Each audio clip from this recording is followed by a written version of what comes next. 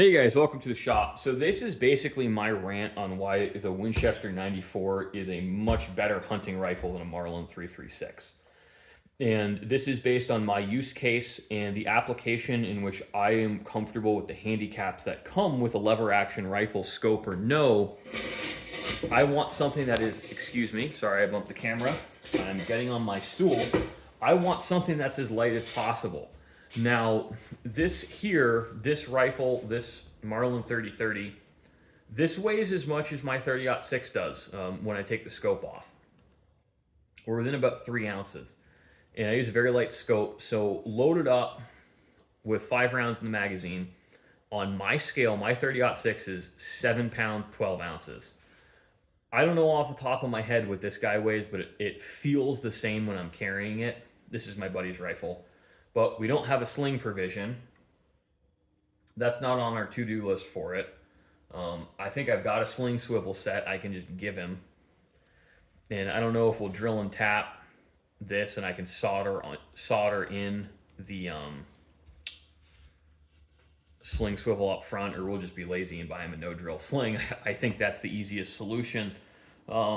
I very much dislike the kind that clamp onto the magazine tube. I always see trouble with them, and I've done them twice for customers, and both times they've complained, so I don't do those anymore. But there are a lot of disadvantages to a lever action. Like, they're generally less accurate. This particular rifle, with bog standard Hornady interlock, whatever their American whitetail, whatever they're marketing it at as, 2-inch groups at 100 yards, sometimes a little better, sometimes a little worse. I've reloaded for it and I've shot 1.5-inch groups at 100. Very, very accurate for a lever action, but not as accurate as the bolt actions I build. The bolt actions I do will shoot circles around this, and literally every lever action I've ever gotten the chance to handle or test fire. So with that weight disadvantage, I don't understand why I would carry a Marlin other than I like the Marlins. I can kind of understand it if you're using a 35 Remington Marlin. I think those are a different beast. And the Marlins are a little bit stronger than the old Remington 141s. So I think when you reload, you can hot rod a little bit without running into trouble. But that's something you should do at your own risk based on your own informed decisions. And as a gunsmith, I don't recommend that. I really do think that a lot of mechanical issues people have with firearms are ammunition caused. Now, the Marlin is a little bit mechanically simpler than the Winchester. I get a lot more Winchesters in for mechanical repair. I mostly get Marlins in because people stuffed a 35 Remington in a 30-30 or vice versa. Now, that may be down to the clientele that buys them. I find that the Winchester 94 is much more of a shooting enthusiast's rifle, and these tend to see higher round counts based on my customers. So I don't think that's a knock against the long-term mechanical reliability of these guns. I think that's more down to this is perceived as an enthusiast's rifle where people enjoy shooting it. And also, I will note off camera, I have verified both of these firearms are unloaded. As a safety rule, this is just an aside. I've noticed in some of my videos I don't verify that the firearms are clear on camera. I will do that now that I'm thinking about it. See, this guy's empty. So people buy the Winchester 94s, and I find that they just shoot them more. And I think that's also because the Winchester 94s are available in 357 mag and 44 Magnum. If I were going to buy one of these guns again, I would look really hard at a 44 mag or a 357 mag, because it would allow me to use a rifle in the straight wall parts of the state. And I find that very advantageous. Now, the Marlins, I know you can get a Marlin in basically any of the calibers you want. And I believe they may also use this same receiver for the 4570s. I would say in terms of lockup strength, I would give an edge to the Winchester 94. The issue I see with the Marlin is I think they just use too heavy a profile barrel on them. I think this profile is suitable, at least based on CIP recommendations for 4570. So I think the barrel is just too fat, and that's why they're fairly front heavy guns, and they're a little bit too heavy. Now, one of the things I've noticed is this is one of two Marlins I've handled in recent memory, at least probably this calendar year, that doesn't have a scope on it. And what I've noticed with customers is they still want to hunt with a lever action because it's what they grew up hunting with, but they want a scope. And I think that's really the role the Marlin fills. Now, even the angle eject Winchester 94s, you can't really get a scope as low as you can on a Marlin. But one thing I'm strongly against, and this is my friend's rifle, I just took it off without having the conversation and told him why later, is the hammer spur. This had one of those extended bullshit hammer spurs.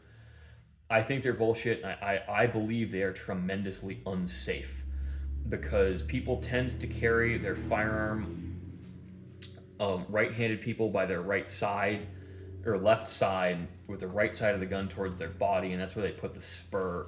And I've seen this twice now hunting, where the spur will get caught on a belt loop, a pocket, your belt, or a backpack strap, and cock the hammer.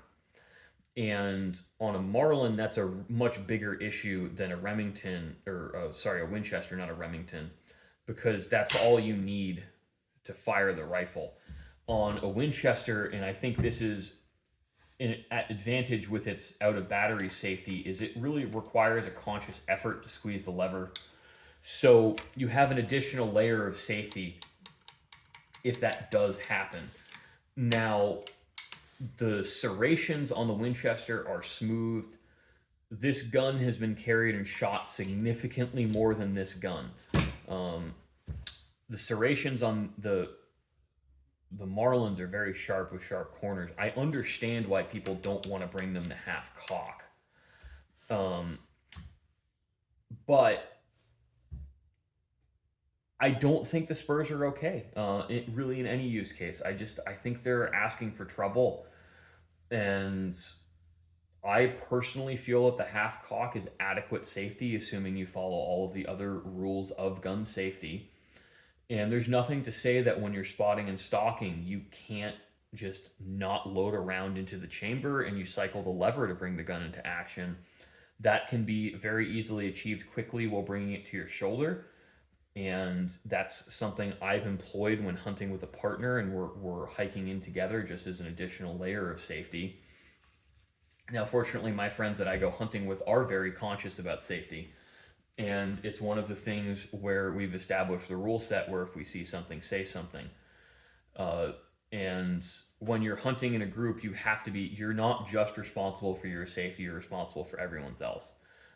This is just an example. This happened today, and I had a conversation with my friend about it, and we agreed, okay, going forward, we're going to follow the hunter safety rules, where he's quite a bit shorter than I am. So I literally just stepped over a log, didn't have issue. He got over it and stumbled, and as he was stumbling, he pointed a loaded firearm at me.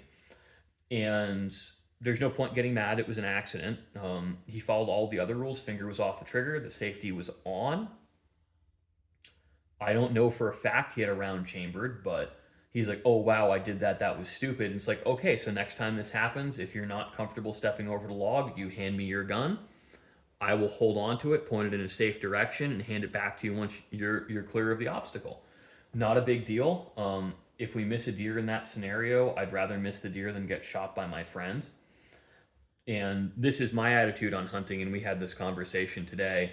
We'd rather not get a deer but be allowed to talk to each other than get our deer, because for us and for me, hunting is about getting out and enjoying the woods. It's really our last gasp here before it gets too awful to spend a lot of time outside. So in my opinion, it's about getting out and enjoying the woods. If I happen to get a nice deer, that's a bonus. But that's not my primary goal of going out in the woods. My primary goal is to go out and have fun. So for me, the being able to converse and pass up shooting opportunities to make it a safer experience are more important. And we are getting back to it. But basically, what I'm saying is these are both very adequate rifles. I just prefer the Winchester 94 because it's lighter and I like the out of battery safety better. Um, I do believe, at least on the newer guns, the triggers are better on the Marlins on average. The vintage Winchester 94 I have has an excellent trigger on it. I think it breaks right at 4 pounds. It's very crisp.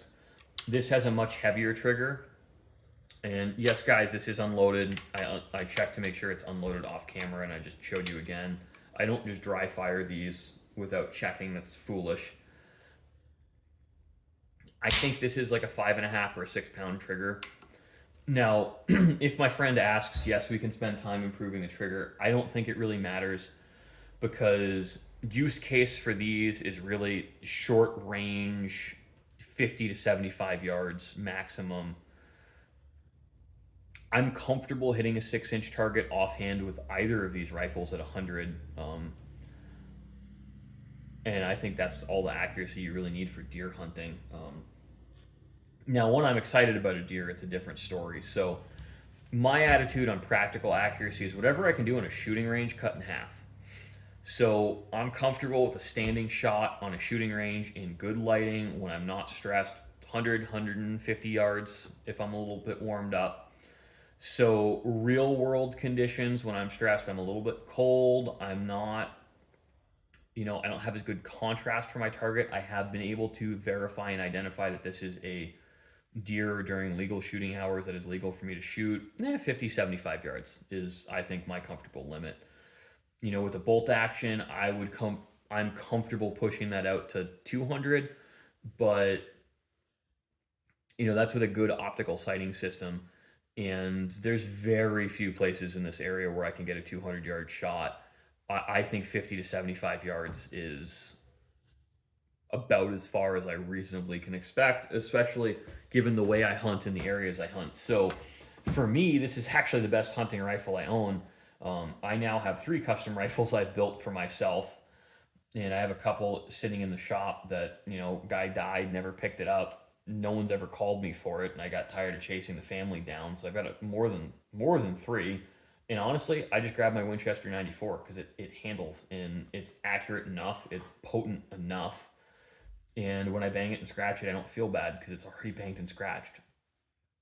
Now, that's how my buddy feels about his Marlin. So he's handled my Winchester and he shot his Marlin and says, okay, I like my Marlin better for him. It balances a little bit better shooting offhand. He likes how much smoother it is. Now, the Marlins are physically easier to cycle. And I will give him shit because he's not a tradesperson. He is a remote worker and white collar, so he doesn't have man hands. He's got little tiny baby hands, and I guess that makes sense. But I just think that the weight penalty alone on the Marlin, that's the most important thing to me. And I just don't like how its out of battery safety works. I really like that the Winchester 94 requires a conscious effort to depress a secondary mechanical safety above and beyond just the hammer. I really like that grip safety. And for me, that's a selling point on the Winchester 94. And that's why I think the Winchester 94 is the better hunting rifle, is just the safety and the weight. The weight's a much bigger point to me than the safety because that secondary safety doesn't matter when you follow all the other rules of gun safety, guys. And when you follow all the rules of gun safety, mechanical safeties are far less important. Now, I think mechanical safety should never be relied on. I want to be very clear on that. Never, ever rely on your mechanical safeties, guys. But they are a nice to have extra layer. Now, I would kind of equate this to, it's like wearing your safety glasses, but you're like, you know what? I want a little more protection in my safety glasses. You just get one of those plexiglass face shields. That's how I feel about the Winchester 94 out of battery safety, as compared to the Marlin 336 or 36 or 39A. They're all very similar rifles.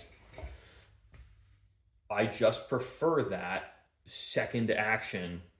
And I also find that forcing you to do that helps with your trigger press because of loose grip on the rifle. You get sympathetic squeezing in your hands.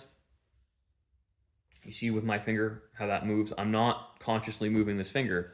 I am working as hard as I can to just move this finger.